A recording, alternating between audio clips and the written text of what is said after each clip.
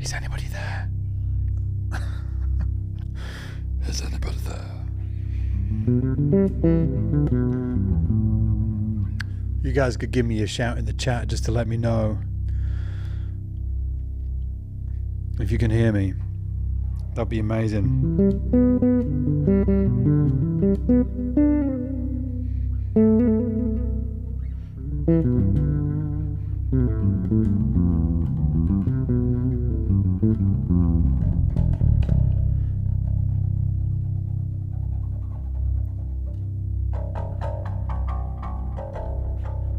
Can you guys hear the bass okay?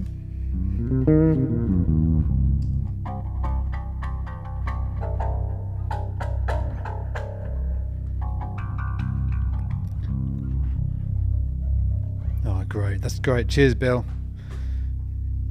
Hey, Joe. How's it going, Joe? I've just been on another live call with Joe.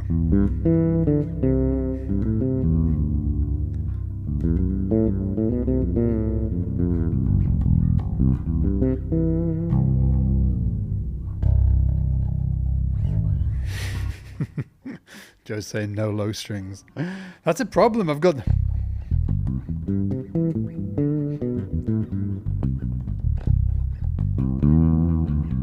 Maybe today is going to be a day of fretless. Who here plays a fretless? And who has thought about playing a fretless? I'm not going to be talking about just fretless today, by the way. I'm just inspired to play some fretless. It's been a while since I played it. Hey, Yellow Cat from Quebec. Hey, Mark.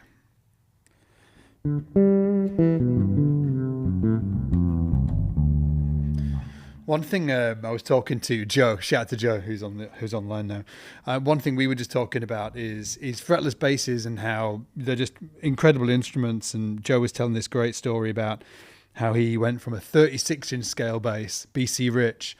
Can you guys remember the old BC Riches, the 36-inch scales? Do you know, like Bernard Edwards used to play one back in the day. And but Joe went from one of those to a fretless Music Man, so 34-inch scale, and he was saying that it took him a few weeks to get it dialed in because it can be, it's a thing. And when you're playing fretless as well, that's half the battle, maybe even more than half the battle as well. For any of you ever wanted to play a fretless bass and you haven't? Maybe you're worried about intonation or something like that, like, oh, playing in tune, because that is, one part of it. It is important to play these things in tune, and it has no frets.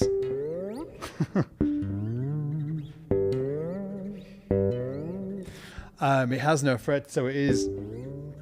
You can definitely play these things out of tune, but it's nothing really to worry about so much. It's not that you'll hear about fretless bass players playing in dark rooms and and all of that kind of thing, and you don't really need to do that, because a lot of playing in tune on a fretless bass is actually to do with your technique, not like being able to hear if it's in tune or not, right? Because if your technique is right, you could be playing a fretless bass. When you start playing a fretless bass,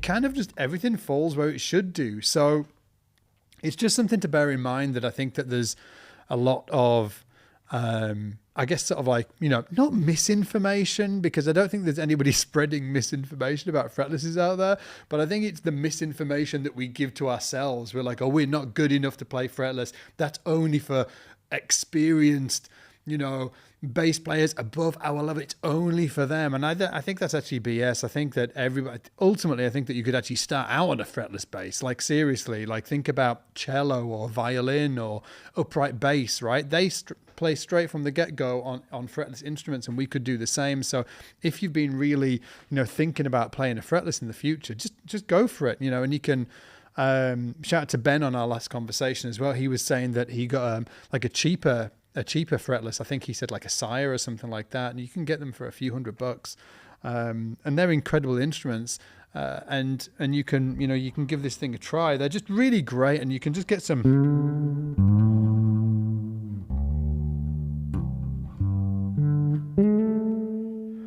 They're just really, really expressive instruments, and you can get a lot out of them. Somebody's given, Josh is giving Tony Franklin a shout out in the chat.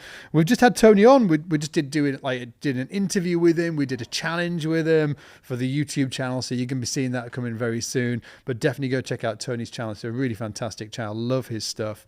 Really, really cool stuff. But just on the fretless thing, just to sort of like wrap this up. Not that I was actually planning on talking about fretless at all, but there you go, here we are. But on that, what I mean by good technique is like your left hand. If you have okay left hand technique, and you've got the thumb on the back of the neck, and you've got the fingers, with a nice sort of like bit of space in between them, they're going to fall in the right place. So as long as you've got that down,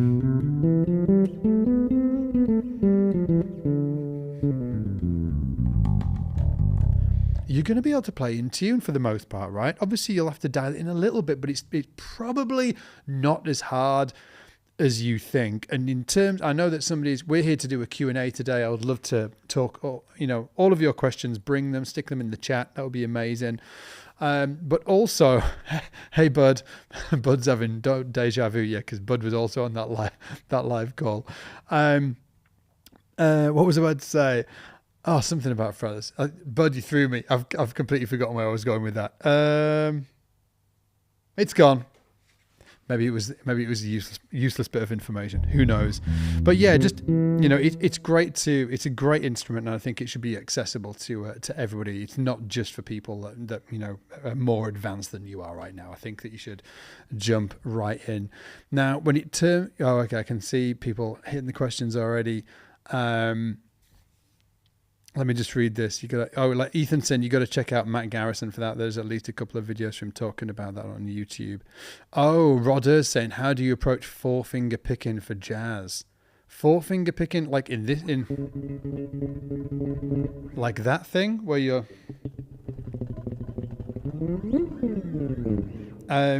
like I am.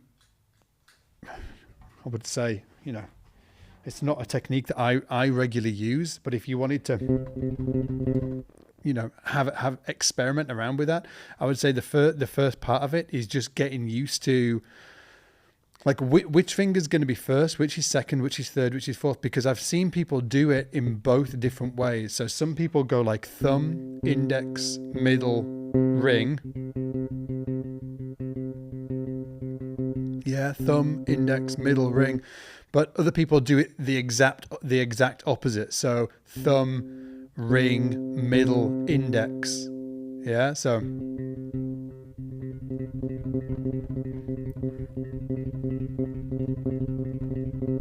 And the trick is to get the separation there, which I'm clearly not doing right now, but yeah, like it's, so just experiment with which way you're going to do thumb, index, middle, or ring, middle, index, and thumb. So, experiment with that. Ponson saying, no fretless for me. I just ordered a Joe Dart Stingray yesterday. Pull the frets out, dude. Any bass can be fretless. In the pocket saying, any advice for adults trying to gain proficiency? I can't shake the thought that I'm wasting time when I practice because I could be learning things that could be profitable for you. Like in terms of practice, I just think have it been really clear about, okay, so like I'll back up. Just like what I like to do when I'm practicing is put together a plan of, of where I'm going, which is what are my goals? What am I trying to do? Having a clear plan of that.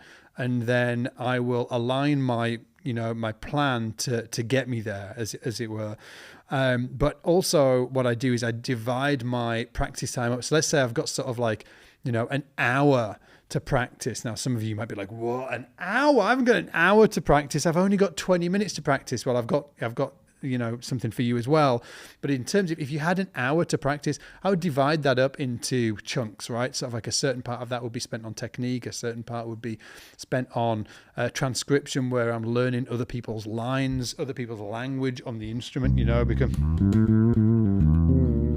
what are people saying on the instrument and getting that under my fingers as well. And then a certain part of my practice time would be focused on like learning tunes. Like there's a lot, I've got a whole sort of like methodology, but the sort of like broadly speaking, I break it up into different sections, because if you just sit down and you're like, oh, I'm just going to practice today, it's like meandering around. You need a destination, where are you going to, and then you need to figure out a map to get there. So for instance, when I was practicing a lot, soloing was really important to me. I wanted to, I wanted to learn to shred on bass, within a context of like within jazz. And to do that, well, first of all, you need to have great technique. So on my plan to my destination, on my plan to get there, my map, that I was like focused on technique a lot. So making sure I've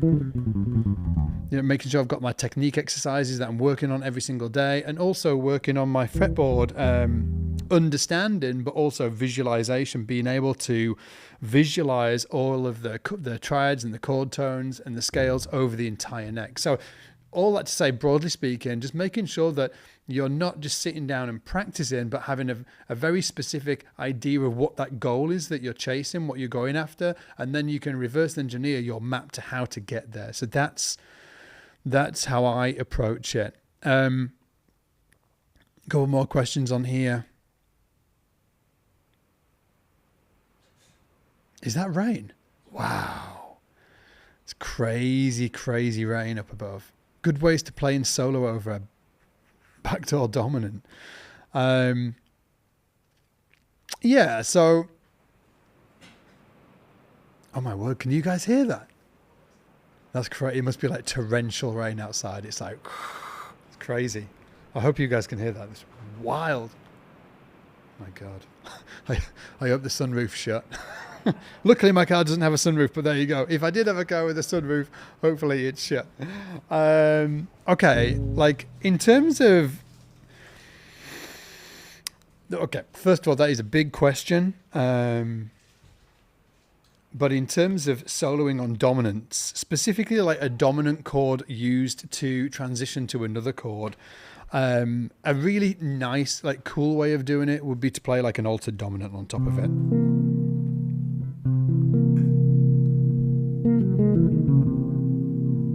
Yeah, so that's the chord, right? And just imagine it's doing this. So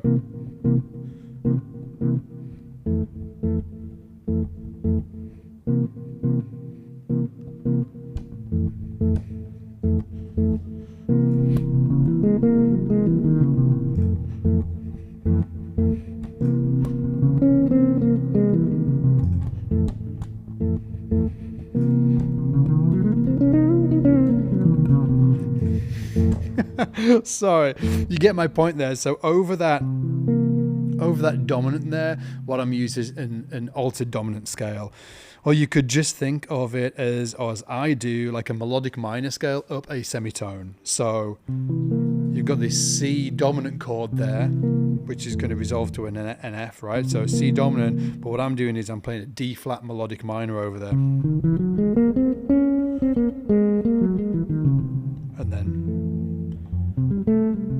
that resolves to the F again. So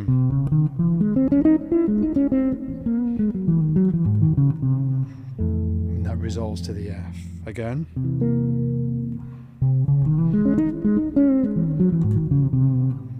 And that resolves to the F. So that's how I like those little sort of like sneaky, cheeky dominants. Or you could just like another way, like what about an augmented triad over that, right? Just sort of like that C dominant, just my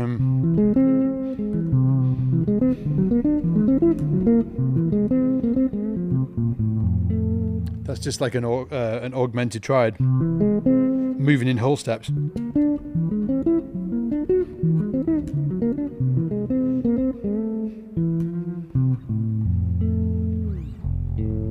Yeah, don't worry guys, if you're like, what the hell is he even talking about? Hey, this isn't all about fancy stuff. I'm going to get into, there's going to be some great questions coming from you guys that are going to be more focused on, you know, stuff that isn't, you know, talking about melodic minor.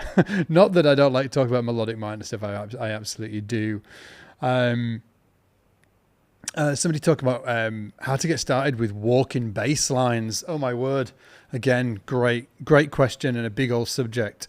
But there's, so when it comes to playing walking bass lines, there's a multitude of different ways you can get into this. But there's three starting points I like to start people on, right? The first is just roots and fives. Well, first of all, does everybody know what a walking bass line is? Does everybody know that? Because I didn't used to know what a walking bass line was. Okay, a walking bass line is in general used within jazz. So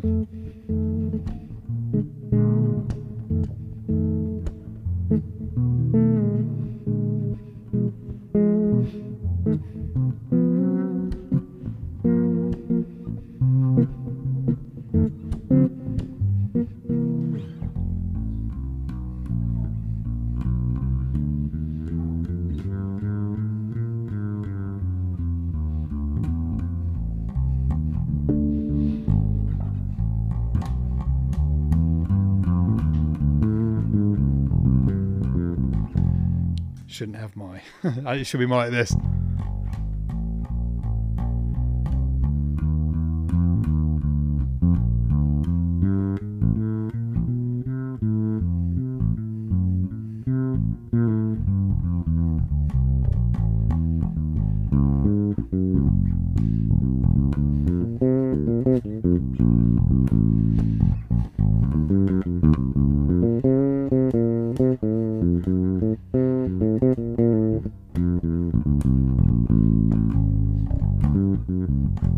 Right, walking bass line.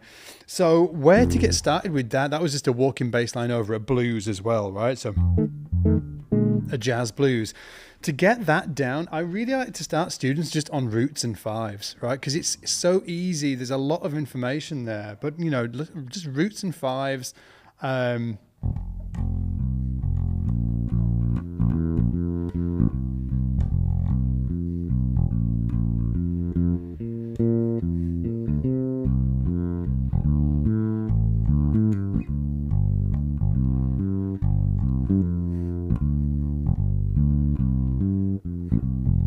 Okay, just roots and fives. So that's the first point I like to, and even just taking it back, starting doing like two a bar. So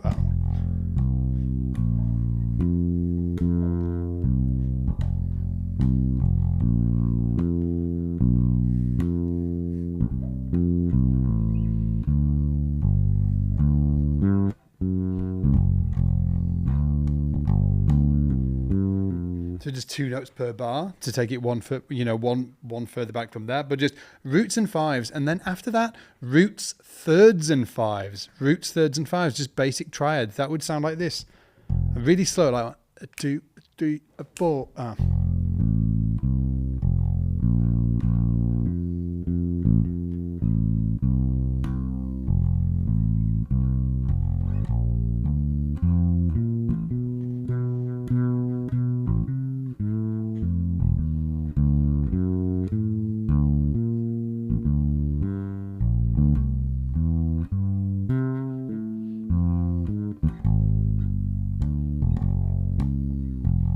Just just roots, thirds, and fives.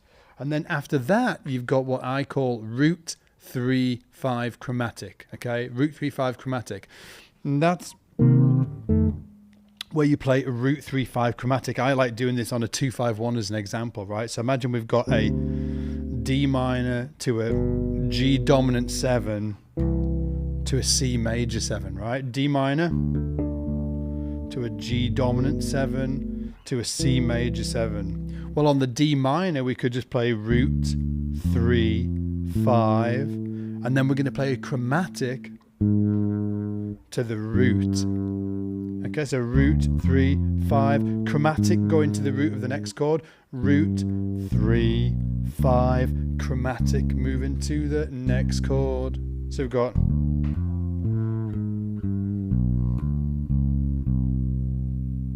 and then if it was going up to the A, we'd just go down there.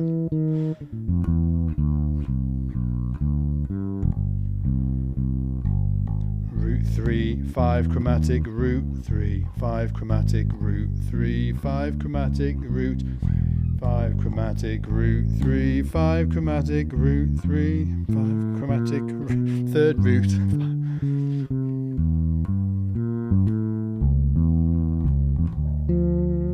Okay, so root 3-5 chromatic. So to get into walking bass lines, I'd start out with just 2 a bar. If you want to, 2 a bar, so that'd be root and 5s. Okay, then you can move root and 5s to 4 a bar, so root 5. Then the next thing to add in would be root 3-5, and then the next thing after that will be root 3-5 and chromatic. Okay, but it'll take you a little while to get there. That it's tricky to get down to begin with, but it's really, really important. And I will say, I've said it again, said it before, I'll say it again. Learning walking bass lines is just hugely important when it comes to learning how to play this amazing instrument, right? Because our job as bass players is to outline chords. You know, when the band's playing and we're playing cool stuff,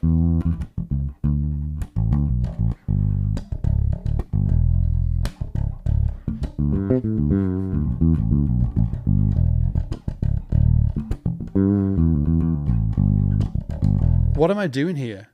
Well, I'm creating some cool rhythms.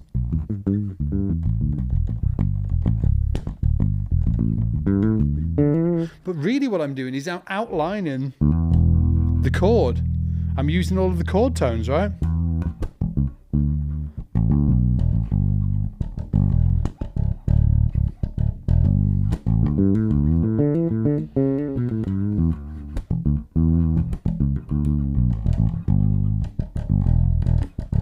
I'm outlining all of the chord to you guys, so you can hear that. You can hear that chord as I'm playing it. You're hearing that, right? Hopefully. So the reason you're hearing that is because I'm using all of the chord tones here. In a simplistic way, I'm outlining the chords, right? So what are we doing when we're doing, you know, walking bass lines? We're outlining the chords.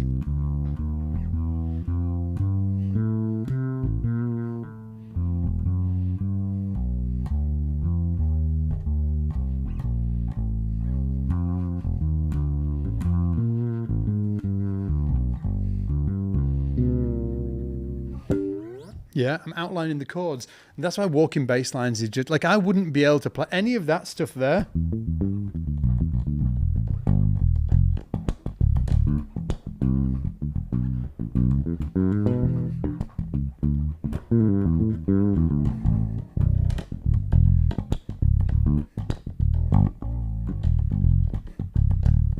I wouldn't be able to play any of that stuff if I hadn't learned walking bass lines. That's where it all began.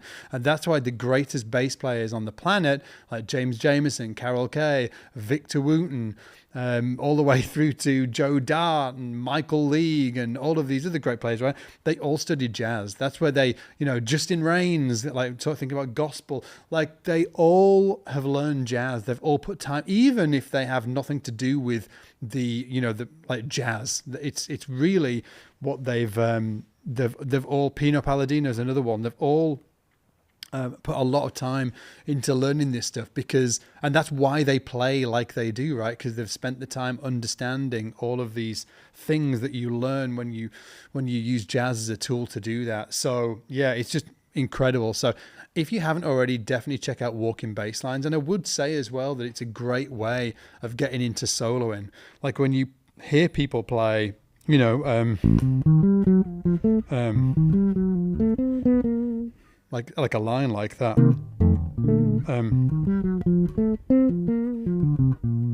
Or like that's just a walking bass line.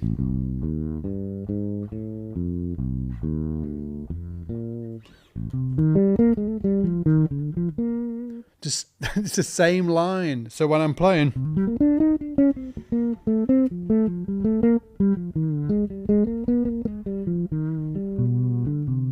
it's all the same information that I'm doing down here. I haven't got like secret soloing vocabulary that I pull out and I do. It's all the same stuff, right? So that's why it can be so hugely impactful on your playing. And with that said, if you haven't checked out the program that we've got open for enrollment right now, I think it shuts in like 3 days time. We actually launched something called SBL Jazz Lab, which is if you are, you know, into learning jazz bass and you want to go down that pathway and get all of these things under your own fingers and be able to play walking bass lines and soloing and chords and understand, you know, music on a deeper level than you do right now, you should absolutely check out this program. It's 6 months long. It is not a online do-it-yourself course. It's basically a coaching program, right? Where you're going to get feedback on your playing. You're going to be assigned a coach. You're going to do the whole thing. And if you do want to check that out, it's definitely something you should go take a look at. It's just sbljazzlab.com, sbljazzlab.com, and you'll be able to find it out there. Again, we close enrollment in like 3 days time, I think. So definitely go check that out. I've just seen that the video is buffering a little bit, so I'm not sure whether it's cutting out. Do apologize if it's just cut out. But yeah, the link will be in the description if you do want to check it out. Anyway, so just jumping back into this, I've just seen somebody's asking about this bass. Okay, so this bass is it's what I usually use, right? It's like a F bass BN5, but it's a BNF5 or something like that. But it's essentially a fretless jazz bass in a shell suit. It's got a ash body with a maple center block. It's got 2 jazz pickups. They look like soap bars, but they're actually single coils, like jazz pickups. It's got this ramp in the middle that I really like. And then in terms of the controls down here, it's just a jazz bass with a go faster stripe. So there's the jazz bass bit of it. So you can see I've got 3 knobs, which is volume, and tone. And then if I do this, it's added an EQ in here, which is bass, middle, and treble. And I love these basses. They're absolutely superb. And yeah, I've got another one on the way as well. Because I gave my yellow one away, right? That yellow one that I had was my banana bass. I gave that away in a giveaway. And it's been sad without it. So I saw this other one come online and I was like, oh, I'm gonna buy that one. But yeah, so big shout out to F-Bass. Great manufacturers, and you should absolutely check them out if you're looking for a fancy ass boutique bass like this. They're really, really cool. In a shell suit, yeah, F-Bass. Woo. Somebody's saying, what about studying classical guitar? I actually started on classical guitar. Okay, somebody's asking about modes. Another big question. When it comes to modes, I like to think of them as chord scales. So just speaking to everybody here right now, right? At some point, in fact, in the comments, are you confused do you know the modes? Yes or no? And are you confused by the modes? Yes or no? Do you actually know what they are? Mike's giving me a thumbs up. Oh, a starter fretless. Hey, Lou.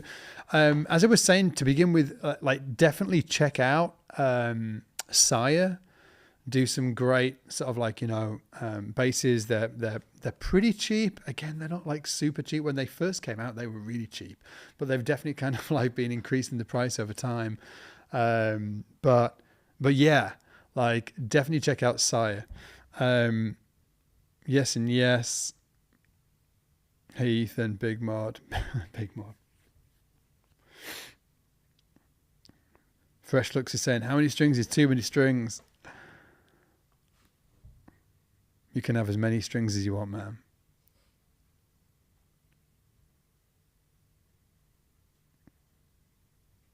Gosh, yes, I know, but kind of fudge them.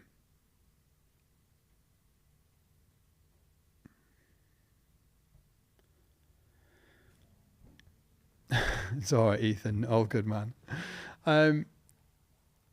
Yeah, so for anybody that's confused with the modes, basically all a mode is the perfect scale for a particular chord. That's the way I think about it, right? The major scale has 7 notes in it.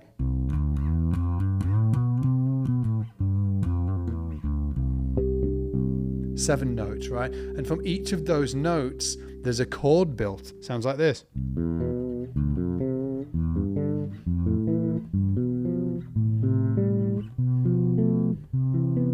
Okay, and those chords have a number: 1, 2, 3, 4, 5, 6, and 7. 1, 2, 3, 4, 5, 6, 7, and then back to the octave, right? And then check it out. Every one of those chords has a scale that fits perfectly, like a glove. Okay. So that first chord there is that scale. This next chord, this next chord, next chord, next chord, next chord, next chord, and then next chord. Okay, so there's 7 notes of the major scale, meaning there's 7 chords within the major scale, and each of those chords has a scale that fits with it. Perfect, right? And each of those chords have that scale. Each scale has a fancy ass name that makes no sense, but what can we do about it? Okay, so and then those names are the modes, like the Ionian, the Dorian, the Phrygian, the Lydian, the Mixed Lydian, the Aeolian, the Locrian, and then the Ionian again, right? So these are just names, but I like to call them chord scales. There are other institutions. I know that Berkeley back in the day used to refer to them as chord scales, because I think that chord scale really describes what they are a lot better than the word modes. Modes sounds a bit mysterious to me. They're just chord scales, right? Every chord has a perfect scale that fits with it, and that's a mode. And that was all of the modes of the major scale. Now, when it comes to practicing the modes, what I don't really like to do is practice them like that. So for instance, I don't like to think to myself, okay, I'm going to learn the C major.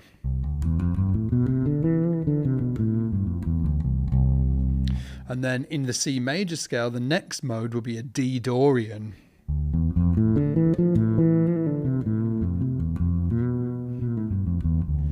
And the next will be an E Phrygian. The next one will be an F Lydian. Next will be a G Mixed Lydian. And so forth, right? But I don't think when you're practicing them all within one key like that, I don't think that you get the full sound of the mode. So what I like to do is I like to play them all with the same root note. So I like to set a drone. So for instance, this one. So that's our drone, right? So we've got this C drone, and I can play the C Ionian scale over that drone.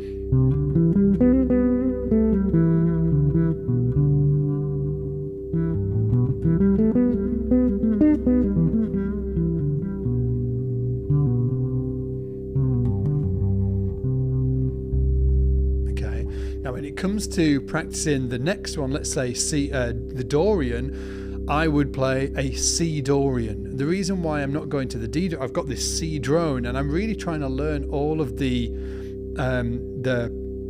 intricacies in the sound and the like what makes it a Dorian, right? So now it would be C Dorian.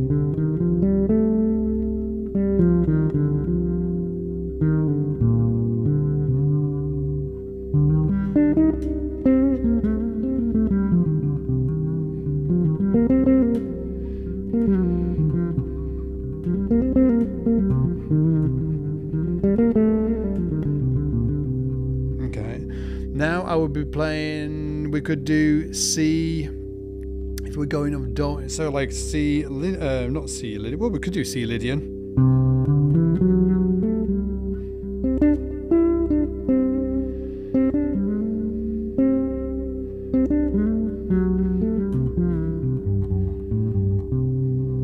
And then we'll do C Phrygian.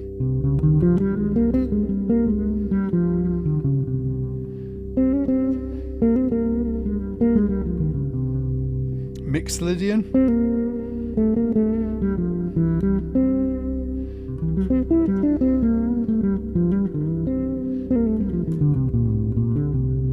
And then C Aeolian.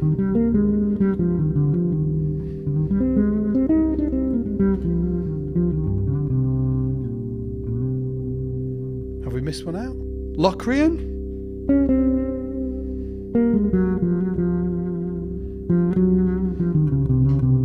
Like super dark, right?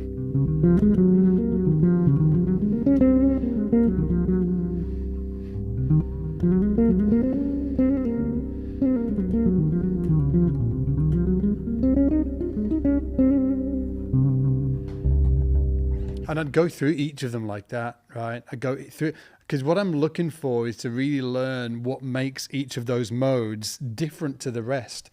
A great guitar player called Mike Walker once spoke about it to me. He was like, look, they're all related, but they're all individual siblings, and they have their own personality. It's really important that we learn what makes them have that personality, right? So if you're like a major, what's the difference between a major, an Ionian and a Mixolydian? Well, there's only one note difference, but there's a difference in personality. So this is like a major. This is a Mixolydian. Major again.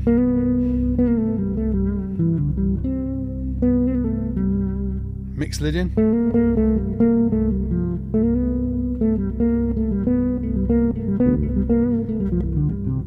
There I'm going between the two. Mixolydian, major, Ionian.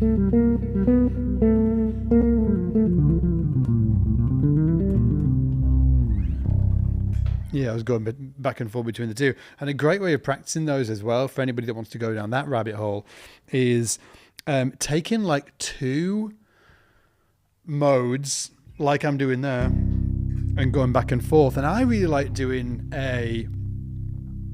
what I really like doing is going between like a major and a minor, right? So Lydian and, let's say, Lydian and Dorian. To Dorian.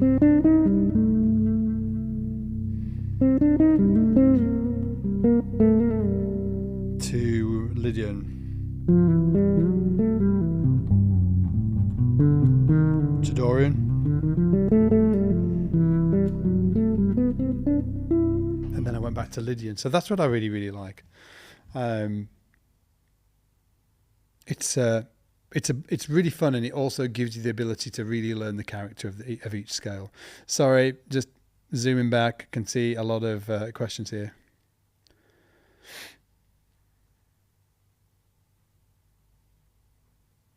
And diddly-doo. That's interesting, yeah. Straight ahead. So this is Starjard is saying Staljard is saying straight ahead or anything before the 70s feels inaccessible as an electric player. Do you think an understanding of upright is needed to understand the genre?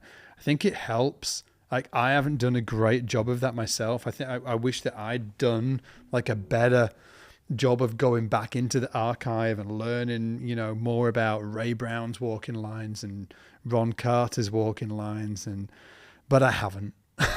just to be truthful, it seemed like a little inaccessible, but also, I guess like the sound of those old recordings kind of didn't really. For me, I started. Like, I do like them more now, actually, I will say. But when I was younger, when I was like 20, in my early 20s, I was like all about the fusion. I wanted to listen to Gary Willis. I didn't want to listen to Gary Peacock. And Gary Peacock's awesome. But just to say, just to be truthful and transparent about it. So I think that it's great if you can. And I think it's probably, I think it's great if you can, but for me, I'm just agreeing with you. I'm just like, yeah, that was me too. I felt like I was more drawn to, players like Willis, Elaine Caron, and those styles of players. Definitely Jacko, for instance, than the older guys who existed beforehand. It would be I'm sure some of those guys suffered from the same thing that we're talking about here, right? I'm not sure that Gary Willis studied the heck out of Ron Carter or Ray Brown, and that dude can walk a bass like nobody's business. But some of those giants will have gone back and studied them. So I think that there's different pathways and different routes into this. It would be easier if there was one size fits all solution, right? But I just don't think that exists, and I think that. Without going down that rabbit hole, I think that it's something that more people should think about, or more people should be transparent about, that there's not a one size fits all, and I think it's about finding the right pathway for you. Anywho, oh man, I wish I had my other glasses. Thomas Ackerman's saying, learn the modes. It's a game changer. And then obviously practice in all keys everywhere on the neck. Yeah, absolutely.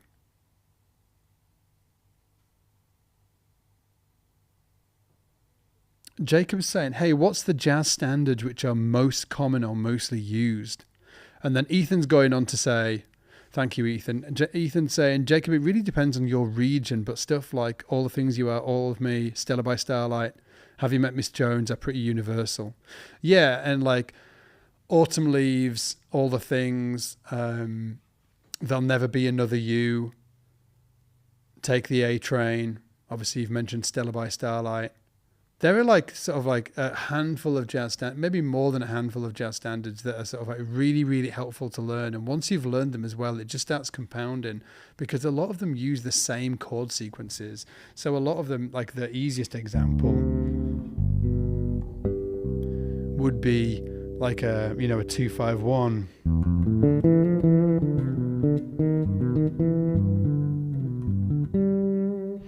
And once you've learned to solo around 1-2-5-1 or play walking bass around 1-2-5-1, you're going to see that chord sequence come up, over and over again in these songs that you'll be learning. So it's incredibly important. That's why I mentioned the SBL Jazz Lab earlier. Shameless plug. Go check it out. SBLJazzLab.com. We've put a coaching program together for people that want to, come on a 6-month journey, learning more about jazz. But in that program, we've used the jazz standards as a vehicle to learn these different, I guess sort of like skills that you want to master to play jazz. One of them would be, well, I'll just list them all out, right? So what we do in terms of the curriculum of SBL Jazz Lab, we take one, and hey, if you want to check out SBL Jazz Lab, that's great. Go to sbljazzlab.com. But if you don't, you can use what I'm going to say here, you can use the same process, right? So what we do is we take one jazz standard. And first of all, when you take a jazz standard or a jazz song, what you really need to understand is like, how's it working from a chordal perspective? like a harmonic perspective. So for instance, we were talking about all the things you are, right? Well, if you take all of the things you are, the chords, it sounds like this, right?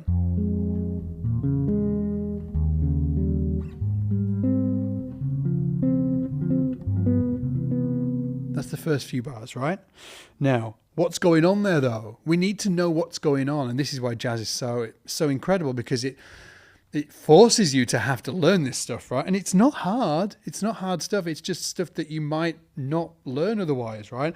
So actually what's going on here is it's a chord 6 going to a chord 2 to a 5 to a chord 1. Remember I mentioned 2, 5, 1 earlier? You're seeing the same thing here, okay? So 6, 2, 5, 1, 4. So that's all in the key of A flat major there, okay? Again, so chord 6, chord 2, chord 5, chord 1, chord 4, and then we have a 2, 5 into the key of C major.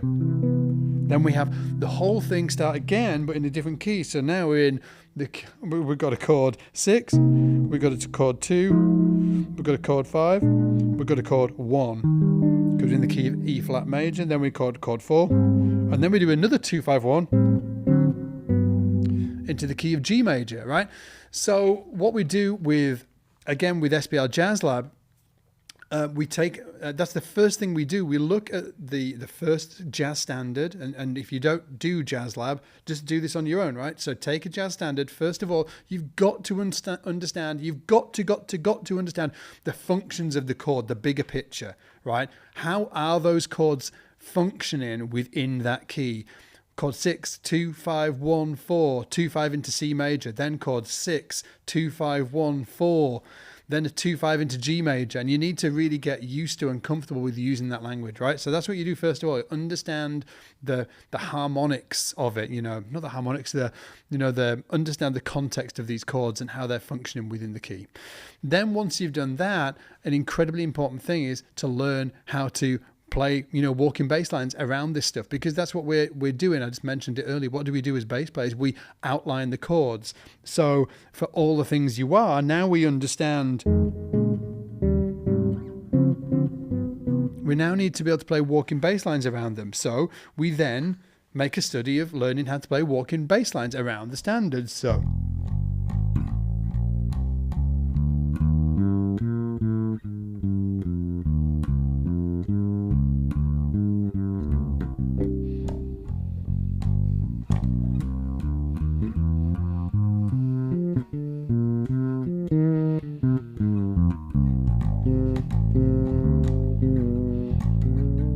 okay, so that I'm just playing walking bass around the chords there of all the things. Now you've taken this standard, you understand the number system around it, you understand the chords and how they're functioning, what they function as. Then the second thing was you need to be able to play a walking bass line around that. So let's learn how to play walking bass lines. And what we do, the reason why it's really amazing to take this approach is because it really gets you laser focused on learning it through a song, learning all of these techniques through music, right? So we've learned what the chords are functioning as. Second thing, we learn walking bass lines around that specific piece. Third, we then learn the melody. So what's the melody to all the things? Because so check this out, to play a solo, to be able to improvise around all the things or the tune, right? We need to know the melody, right? So we need to know. So it starts off on this certain line.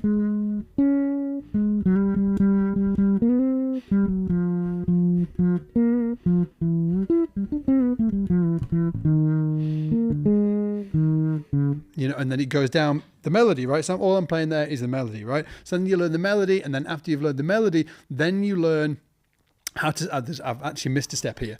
I'll tell you what you learn in a minute. So let me just go back. First of all, you understand like the chords, like what the chords are functioning as. Second thing is you learn how to play walking bass lines around that. Third thing I should have said is you learn to play the actual chords on the bass. So be able to play.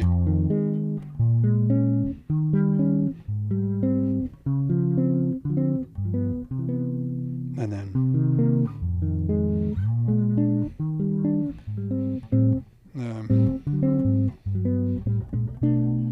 And then what is it?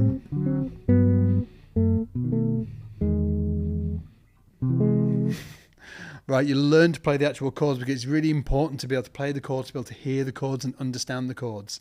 So again, first of all, you know the harmony, understand the chords and how they're functioning. Number 2, you learn how to actually comp around it, play that walking bass line. Number 3, you understand how to play the chords on the fingerboard, actually play them. Number 4, you then learn the melody.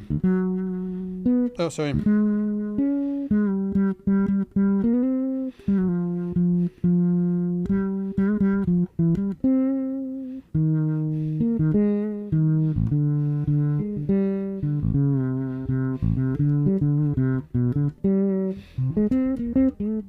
You learn how to play the melody, and then once you learn the melody, then after that last step is then you learn how to play a solo or improvise over the piece. And how we start you in Jazz Lab actually is chord tones only, like learning how to play chord tones only.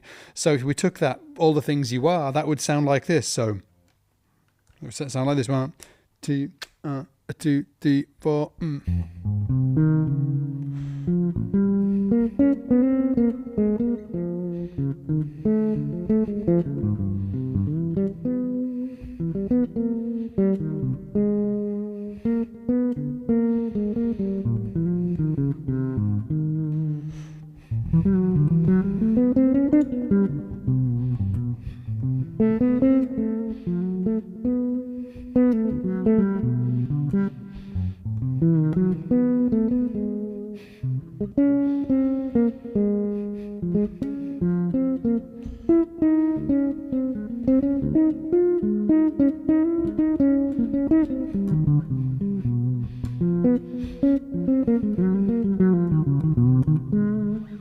Right, so you'd learn how to play just with the chord tones over it, right? And then you're going to progress on to soloing in key centers and other shenanigans, right? But the most important thing here is to learn that framework that we use it in SPL Jazz Lab. But you don't have to, if you don't want to do that, and SPL Jazz Lab does that with 3 tunes. So what we do, and again, it's a 6-month program. The first tune, we spend, a third of 6 months going through that first tune, learning all of those things, learning the chordal structure, learning the melody, learning how to play the chords, learning how to play the melody, learning the actual how to improvise around that. And then once we've used that framework on that particular standard, then we keep the framework, move out that jazz standard, and then plonk in another jazz standard, and hey, let's go again. Do the same thing. So it's an incredible way of learning jazz standards, but in a way where you're learning the pieces in such a much deeper way than if you were to just kind of, frankly, do it like I did it. Like, right, I kind of did it the messy way. And then after walking over the hot coals, and looking back and thinking, what should I have done? Where did I fall down? What didn't I do great? And this is where I didn't do a great job of it. I learned walking bass, in a way that, I just didn't know the standards well enough. I didn't know the standards well enough. I didn't know the melodies. I just didn't know this stuff well enough. So I had to sort of like walk over the hot coals and then reverse engineer back from there. And when I was playing with all of these other great musicians, there were common threads that really, that you could see all of the badass players had. There was something that they had, and they just knew these jazz standards, these songs, inside out, back to front, upside down. So when we set out to create the curriculum for this program, spljazzlab.com, when we set out to create that program, that is what I had in my mind. I was like, I need to create something where they're going to get that depth, where there's no, where they're going to get on that jam session. Somebody's going to call that tune. Hey, do you know whatever the tune? Do you know what's the tune up? Hey, do you know Tune Up? Which is one of the tunes one of the standards that we focus on in Jazz Lab, right? So somebody's going to say that, and they're just going to be like, do I know it? I know the melody, I know the chords, I know the form, I know like every single thing about it. I can play this thing in my sleep, and that's what I wanted to bring to that curriculum. So, but again, look, if SPL Jazz Lab isn't for you, again, it's not like an online do-it-yourself program. It's expensive. it because you're going to get like a coach and you're going to be like, you know, you're going to be recording stuff for them. They're going to be like giving you feedback and all of that, right? So it's expensive. So for people that can afford that, great. But for those of you who can't, okay, take that framework that I've just been talking about and apply that to jazz standards. Take like, what is the jazz standard for you that you're going to work on? Like, is it going to be, and again, if you want to write these down, do so. I'm just going to go through them slowly so you can replay this, but it would be things like Autumn Leaves, All the Things You Are, Tune Up is a great one, Blue Bossa, Stella by Starlight, Take the A Train, any jazz blues. So you should know like the jazz blue chord sequence. You should know that upside down, inside out. Straight No Chaser is a great one. What else is there? There'll Never Be Another You. Did I mention Blue Bossa? Blue Bossa is a great one. We actually do that in Jazz Lab as well. So Blue Bossa. There are a bunch. I bet I've missed some out. And if you guys are watching this right now and I'm missing any obvious ones, stick them in the chat. Stick them in the chat. Because I've definitely missed some.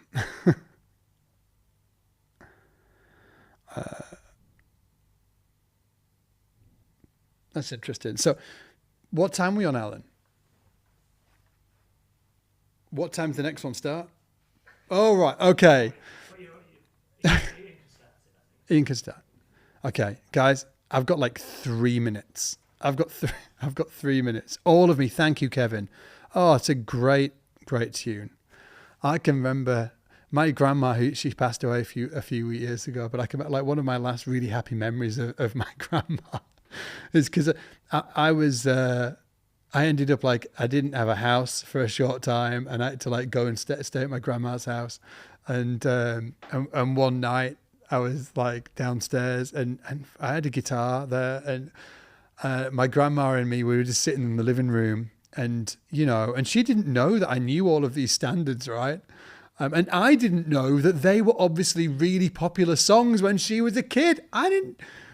So whatever, right? So we're sitting there and I think she was drinking a wine or something. And she was like, hey, so anyway, like me and my grandma, we ended up drinking some wine and I've got the guitar and all of me, the reason why I mention it, right, is thank you, Kevin, is that I started playing All of Me and she like knew all of the words. And I was like, whoa. So I'm playing All of Me on the guitar and she's singing. And then I was like playing some other jazz standards and she knew the words and it was cool. And it was like freaking awesome. And every time I think about my grandma, that's the memory that comes to mind is me and her sitting there. It was like way past 11, like late. We were drinking wine and we were singing standards and I was playing.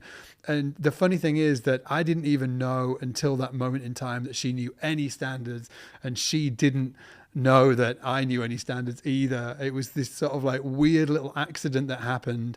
And we really connected that night. It was really cool. It was really cool. And yeah, she was awesome. Hey, and a quick shout out, Mike, whatever saying, Rhythm Changes. Yes, Rhythm Changes is amazing. Fours, amazing. Mr. PC, yes, amazing. And then finally, Beautiful Love. Oh, Beautiful Love's a great one. And But Beautiful is also a great one. Sausage is saying, hey Sausage, you're saying talking about chord tones. I often find myself repeating ideas because it's just 4 or 5 notes. How do you get more interesting lines out of purely chord tones? I would just say rhythm, right? So if we take that,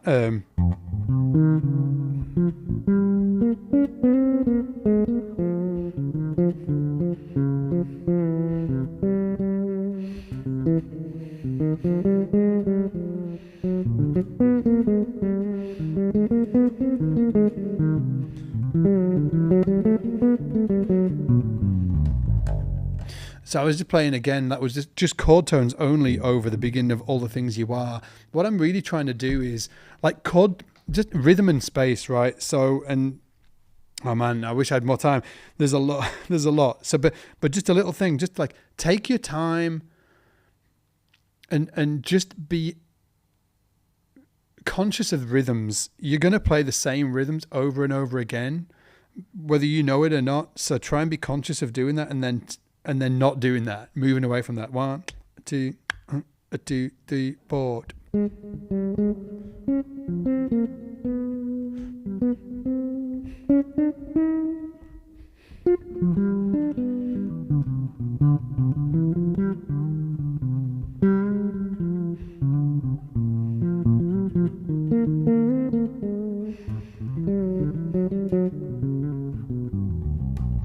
Like I tried to do it as a, like the you know, and it kind of sounded cool there, right?